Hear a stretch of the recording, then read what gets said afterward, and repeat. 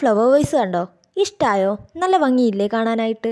ഇത് ഞാൻ എവിടുന്നും പർച്ചേസ് ചെയ്തൊന്നുമല്ല കേട്ടോ, ഞാനായിട്ട് ഉണ്ടാക്കിയതാണ്. എങ്ങനെയെന്ന് കാണിച്ചു തരാം, വായോ. നോർമൽ ചാർട്ടിലും നമുക്കിത് ഉണ്ടാക്കാം, പക്ഷെ ഞാനിവിടെ എടുത്തിട്ടുള്ളത് ഗോൾഡൻ ഷീറ്റ് ആണ്. പിന്നെ ദേ ഈ കാണുന്ന രീതിയിലൊന്ന് വരച്ചു കൊടുക്കുക, എന്നിട്ട് അതൊന്ന് കട്ട് ചെയ്തെടുക്കുക. എന്നിട്ട് ദേ ആ വരച്ചതിന് മുകളിലൂടെയൊക്കെ ഇതുപോലെ ജസ്റ്റ് ഒന്ന് മടക്കി കൊടുക്കുക. മടക്കൽ പരിപാടിയൊക്കെ കഴിഞ്ഞാൽ ദേ ഇങ്ങനെ റൗണ്ട് ഷേപ്പിൽ പിടിച്ച് അതൊന്ന് ഒട്ടിച്ചു കൊടുക്കുക. നമ്മളിപ്പോൾ ചെയ്ത പ്രോസസ്സിന്റെ ഫൈനൽ ലുക്ക് ദേ ഇങ്ങനെയാണ് കിട്ടുക. പക്ഷെ നമുക്കിത് മാത്രം പോരാ, ഇതിന് താഴെ വെക്കാൻ ഇതിനേക്കാൾ ഒരു ചെറുതുകൂടെ ഉണ്ടാക്കിയെടുക്കണം. പിന്നെ ദേ ഞാൻ ഇങ്ങനെ വരച്ചെടുത്തിട്ടുണ്ട്. പിന്നെ നമ്മൾ നേരത്തെ ചെയ്ത പോലെ വെട്ടുക, മടക്കുക, ഒട്ടിക്കുക. പിന്നെ ഒരു കാര്യം, ഇത് ട്രൈ ചെയ്ത് നോക്കുന്നവരൊക്കെ ഇതിന്റെ അളവ് കറക്റ്റായി എടുക്കാനൊന്ന് ശ്രദ്ധിക്കണം, അല്ലെങ്കിൽ നല്ല പണി കിട്ടാനുള്ള ചാൻസ് ഉണ്ട്. എന്റേതും എന്തൊക്കെയോ എവിടേക്കോ പറ്റിയിട്ടുണ്ട്. ചെറിയ മിസ്റ്റേക്ക് ആയതുകൊണ്ട് വലിയ കുഴപ്പമൊന്നുമില്ല. കണ്ടില്ലേ, താഴെ വെക്കുന്ന ഷേപ്പ് ഇങ്ങനെയല്ല.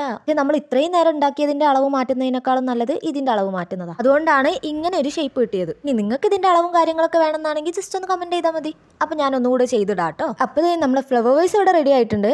അപ്പോൾ ഇഷ്ടപ്പെട്ടാൽ ലൈക്ക് ചെയ്യാനും സബ്സ്ക്രൈബ് ചെയ്യാനും കമന്റ് ചെയ്യാനും മറക്കണ്ട. ഇനി നമുക്കിത് ആ ടേബിളിൽ ഇരിക്കുന്ന ഫ്ലവർ തന്നെ ഒന്ന് വെച്ച് നോക്കാം. വെയിറ്റ് ഉള്ളതൊന്നും വെക്കാൻ പറ്റില്ല എന്നാണ് ഞാൻ വിചാരിച്ചത്, പക്ഷെ ഒരു രക്ഷയില്ല, നന്നായി കിട്ടിയിട്ടുണ്ട്. കാണാനും നല്ല ഭംഗിയുണ്ട്. അളവ് തെറ്റിയതിന്റെ ഒരു ലക്ഷണവും ഇപ്പൊ കാണാനില്ല. അപ്പോൾ ഇഷ്ടമായോ ഇല്ലയോ എന്നും ഫൈനൽ ലുക്ക് എങ്ങനെയുണ്ടെന്നും കമന്റ് ചെയ്യാൻ മറക്കണ്ട.